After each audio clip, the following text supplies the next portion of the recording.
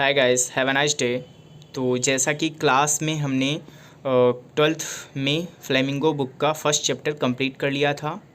Okay, तो अब हम स्टार्ट करते हैं सेकंड चैप्टर। तो सभी लोग फर्स्ट चैप्टर कंप्लीट कर लेंगे अपनी नोट्स पर।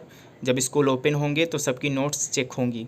फिर इसके बाद हम सेकंड चैप्टर को रीड करेंगे। तो सबसे पहले इसकी समरी समझ लेते हैं, फिर उसके बाद लाइन बाय लाइन एक्सप्लेनेशन करेंगे। तो सभी लोग अपनी टेक्स्ट बुक ओपन करेंगे और चलिए स्टार्ट करते हैं। चलिए देखते हैं, हमारी चैप्टर का नाम है Lost Spring, Stories of Stolen Childhood. देखो यहाँ पर दिया गया है लॉस्ट स्प्रिंग। स्प्रिंग क्या होता है? एक अच्छा सा सीजन होता है, ठीक है। तो वो क्या हो गया है, इस स्टोरी में बताया गया है कि वो खो जैसा गया है।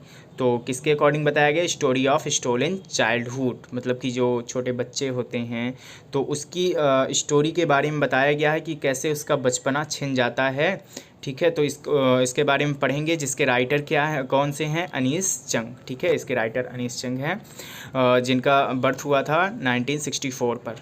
तो चलिए इनके बारे में कुछ पढ़ लेते हैं।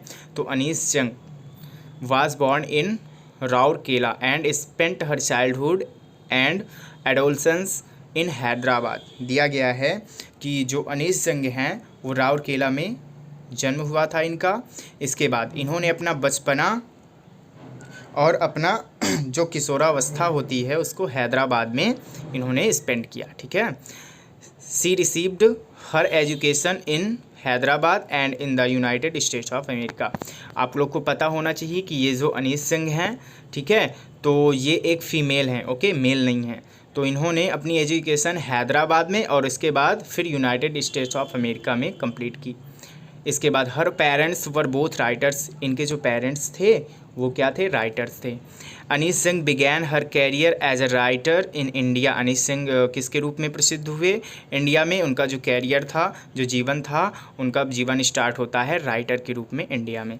सी has been an editor and columnist for major newspapers in India and abroad and has authored several books। दिया गया है कि सी हैज़ बीन, इन्होंने क्या किया है? एन एडिटर, ये एक एडिटर हुई हैं, ओके, और एक समीक्षक भी हुई हैं। ये एडिटर हुई हैं और समीक्षक भी हुई हैं बहुत सारे न्यूज़पेपर्स में इंडिया के। इसके बाद इन्होंने क्या किया? और बाहरी रूप से and has authored several books, ये बहुत ही मतलब बहुत सारी बुक्स की क्या रही हैं? ऑथर्ड भी रही हैं। तो the following an expert from the book titled lost spring. दिया गया है कि ये जो एक्सर्प्ट है तो ये लॉस्ट स्प्रिंग नाम की बुक से लिया गया है, जो थोड़ा सा एक स्टोरी बीच की दी गई है। तो स्टोरीज ऑफ स्टोलन चाइल्डहुड दिया गया है कि जो कि स्टोरी है बेस्ड स्टोलन चाइल्डहुड, मतलब चाइल्डहुड का जो बचपना होता है बच्चों का वो कैसे खो जाता है उसके बारे में बताया गया है। Here the analysis of the grinding property and tradition which condemn these children to a life of exploitation. दिया गया है इधर इन्होंने मतलब काफ़ी सारी चीज़ों को उभारा है, ठीक है। एनालिसिस किया है, विश्लेषण किया है, समीक्षा की है। जैसे ग्राइंडिंग पॉवर्टी हो गई, मतलब कि बहुत ज़्यादा कष्टदायक गरीबी हो गई। ट्रेडिशन हो गया। And which condemn these children to a life exploration, कैसे मतलब कि किसी बच्चे का क्या होता है, जो बच्चे होते हैं उनकी जीवन में कैसे उनका शोषण होता है, उपयोग होता है, ठीक है। और उनको मतलब कि उन्होंने कुछ पेरेंट्स को और कुछ सोसाइटी को भी इसके लिए दोषी ठहराया है। तो इसके बारे में हम पढ़ेंगे। तो चलिए यही सारा हमको रीड करना है। तो थोड़ा सा जान लेते हैं कि हमारा स्टोरी की समरी क्या है, इसके अंदर क्या होगा। तो देखिए सबसे पहले ये जो स्टोरी है हमारी, इसमें टू बेस्ड हैं, मतलब कि एक तो है एक बच्चा है जिसका नाम है साहिब आलम और एक का नाम है मुकेश, ठीक है। तो इसमें दो स्टोरी दी गई हैं, दोनों को पढ़ना है हमको। तो सबसे पहली स्टोरी में है, देखो ऊपर दिया गया है, आपको टाइटल दिख रहा होगा, समटाइम्स आई फाइंड अ रूपी इन द गार्बेज। तो ये एक बच्चा है जिसका नाम साहिब आलम होता है। तो यहीं से स्टोरी स्टार्ट हो जाती है कि समटाइम्स आई फाइंड अ रूपी इन द गार्बेज, मैं कभी कभी कूड़े में 1 रुपये पा जाता हूँ, ठीक है। यहाँ पर एक्साइटमेंट दर्शाया गया है, शो किया गया है कि मैं कूड़े में कभी कभी 1 रुपये पा जाता हूँ। अभी दिया गया है, इसमें बताया क्या जाएगा? तो दिया गया है फर्स्ट पॉइंट पर the first part tells the writers impressions about the life of the poor rag pickers.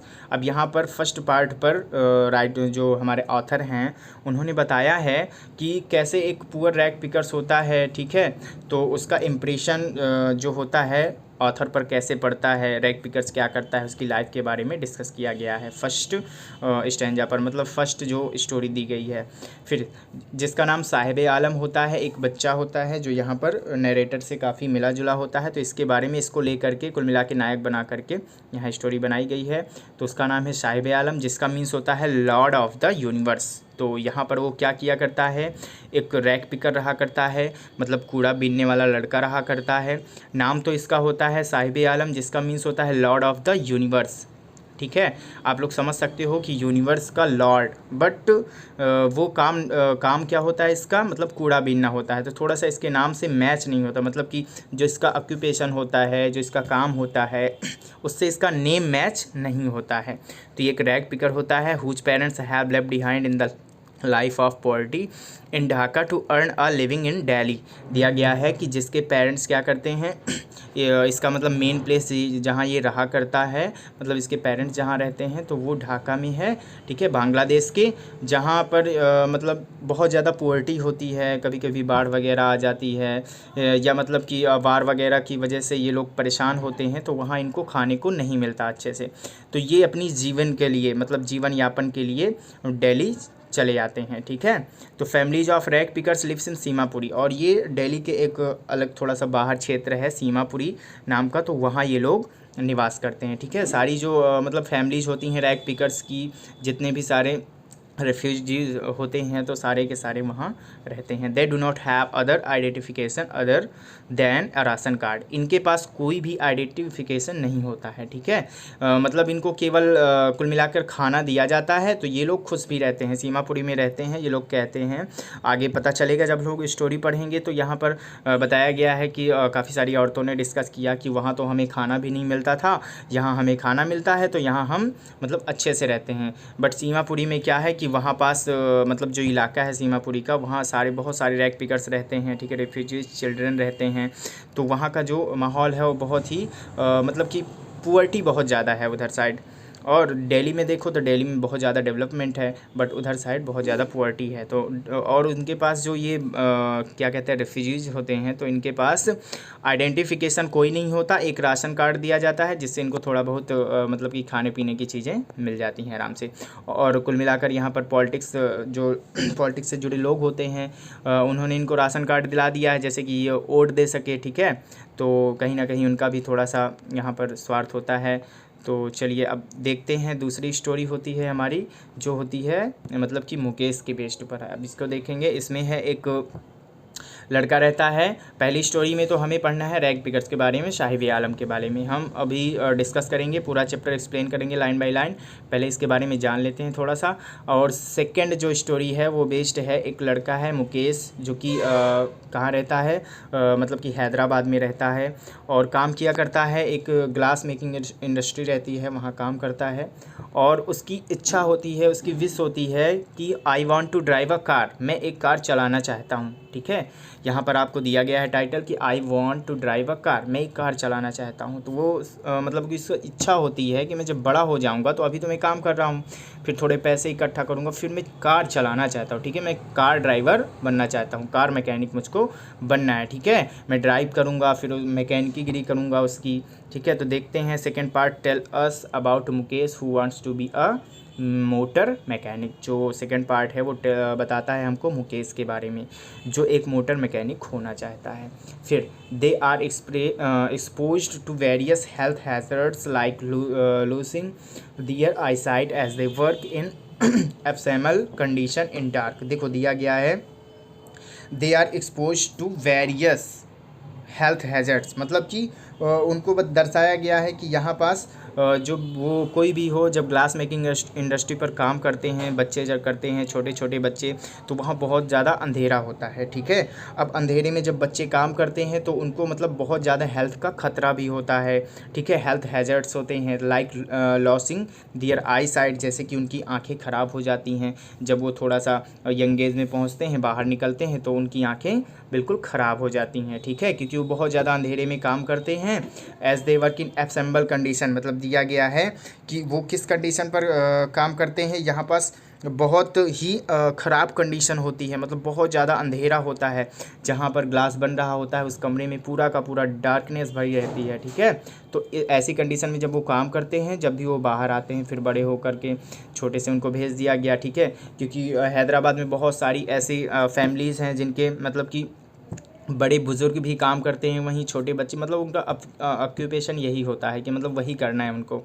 ठीक है, तो मुकेश फादर इज़ ब्लाइंड, देखो दिया गया है कि मुकेश के फादर भी ब्लाइंड हो गए थे, और as were his father and grandfather before him, मतलब सबसे पहले उसके ग्रैंडफादर भी मतलब कि ब्लाइंड हो गए, और मतलब ऐसे ही पूर्वज उनके क्या होते थे, वहीं ग्लास मेकिंग इंडस्ट्री पर काम करते थे। बहुत ज़्यादा अंधेरा होता था तो उनको हेल्थ में बहुत ज़्यादा प्रॉब्लम हुआ करती थी, तो उनकी आई साइट लगभग सबकी चली ही जाती थी, जैसे कि उनके ग्रैंडफादर की चली गई, उनके पिताजी की भी।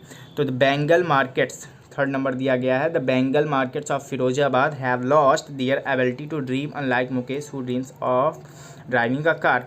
अब यहाँ पर देखो दिया गया है हैदराबाद के बारे में थोड़ा सा बताया गया कि जो वहाँ की फैमिलीज़ होती है, ठीक है, तो वहाँ के जो बेंगल मेकर्स होते हैं, चूड़ी वगैरह बनाते हैं फिरोजाबाद में, तो have lost their ability to dream, मतलब कि वो अपनी जो योग्यता होती है स्वप्न देखने की, मतलब स्वप्न तो देखते हैं, ठीक है, लेकिन उनका स्वप्न मतलब रेयर कंडीशन में ही पूरा हो जाए तो हो जाए, क्योंकि उनका जीवन चलाने के लिए उनको मतलब छोटे से ही डाल दिया जाता है वहाँ पर, क्या कहते हैं, इंडस्ट्री वगैरह में, तो वो काम करते रहते हैं। तो Mukesh who dreams of driving a car, Mukesh भी एक बच्चा था जो कि चाहता था कि मैं एक मैकेनिक बनूं, मोटर मैकेनिक बनूं, और एक कार चलाना चाहता था, उसका स्वप्न था।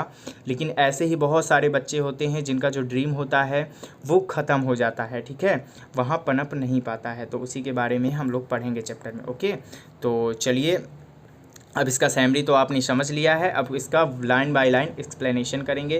तो सबसे पहले आप लोग सैमरी अच्छे से कंप्लीट कर लीजिए, पढ़ लीजिए, और चैप्टर भी रीड करिएगा, फिर बताइएगा, अगले वीडियो पर आपको मिलेगा इसका लाइन बाय लाइन एक्सप्लेनेशन। तो चलिए।